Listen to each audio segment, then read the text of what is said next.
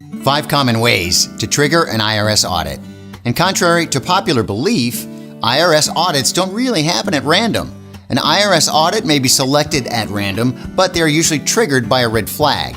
And it's helpful to be aware of what red flags may trigger the audit. In other words, the IRS only audits people who have knowingly or unknowingly done something wrong. And some tax returns are selected for audit based on a comparison to random samples. Something still must be off for the audit to happen. And if you haven't done anything wrong, no need to worry. You may need to provide modified forms or evidence of different things related to the return. And I once had this happen with an error of a negative before a number that was missed by the IRS. The sign wasn't large enough. And I simply had to submit in a modified form. In another example, I had a healthcare-related certification school get flagged for a large increase in revenue, and they simply had to provide the supporting documents. So, you don't have to worry if you haven't done anything wrong. And keep in mind, people who try to game the system are much more likely to trigger an audit. And here are 5 of the most common ways this can happen. Making mathematical errors on your return. Making a mathematical mistake on your tax return is one of the easiest ways to catch the IRS's attention and trigger an audit. It's just like they say, ignorance of the law is no excuse.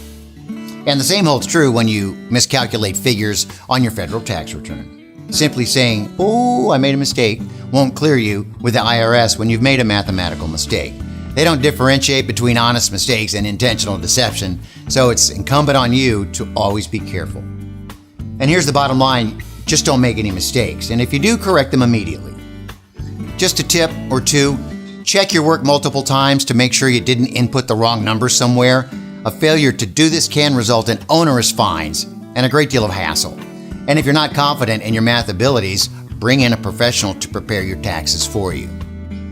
Hiding parts of your taxable income. A failure to report any portion of your taxable income is an almost guaranteed way to trigger an audit. And unfortunately, far too many people don't understand how grave the consequences of this can be. And although it's possible to forget certain small parts of your earnings, it's entirely up to you to report every dime that you make. It's just not worth it to do otherwise. And this is true for both contractors and regular employees. Many contractors think they can hide a little bit of income here and there, but the IRS is a lot smarter than you think. They've already received the 1099s from all your clients, and they will easily discover the income you failed to report. Quick tip, no matter how tempting it might be to hide a little part of what you've earned, report every cent of it to avoid an audit. Claiming too many charitable donations. Making charitable donations does more than make you feel good and help people less fortunate than you. It also allows you to make significant deductions on your taxes. If you go about it in the wrong way, it will cause trouble. And this might seem like stating the obvious, but never report a donation that you didn't really make. Legitimate donations can also cause problems if you don't have your receipts and proper documentation. Hold on to any materials that relate to your donations to avoid an audit. If you somehow lose any of this documentation, don't even think about claiming it in the first place. A couple of tips: don't report donations that you didn't really make, and keep receipts for any donation you make and report. Over-reporting losses on your Schedule C. This is a serious error that self-employed people often make. Over-reporting losses on your Schedule C usually happens when you claim a personal cost as a business expense. And this is another situation that can be very tempting, but the IRS keeps a very close eye on the losses you claim. IRS auditors tend to question anybody who reports a high level of business expenses on their return. If they look at your return closely, these deductions can easily trigger a very stressful audit.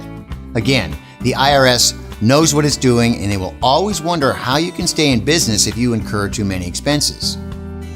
A couple of tips: report business expenses accurately. Don't mix personal with business expenses. Home office deductions. Many people who work remotely claim false home office deductions. These deductions can also be very tempting to claim, but the IRS has a very clear definition of what qualifies and what does not. Essentially, they say you're only allowed to make home office deductions if part of your home is reserved exclusively for doing business. In other words, you should never make a home office deduction unless you have a designated part of your home that is only used for work. Please don't try to outsmart the IRS again with even the smallest deception. Answering emails while lying in bed does not magically transform your bedroom into a designated workspace. And the upshot of all of this, it's easy to see. Don't try to cheat the IRS out of the money you owe them. It's not worth the stress it causes, and you're very likely to get caught. And most importantly of all, it's just not right. Here's a tip. Be honest with your work-designated space. In closing, use common sense, be honest, and keep the 5 triggers in mind. These actions will likely keep your tax return audit-free.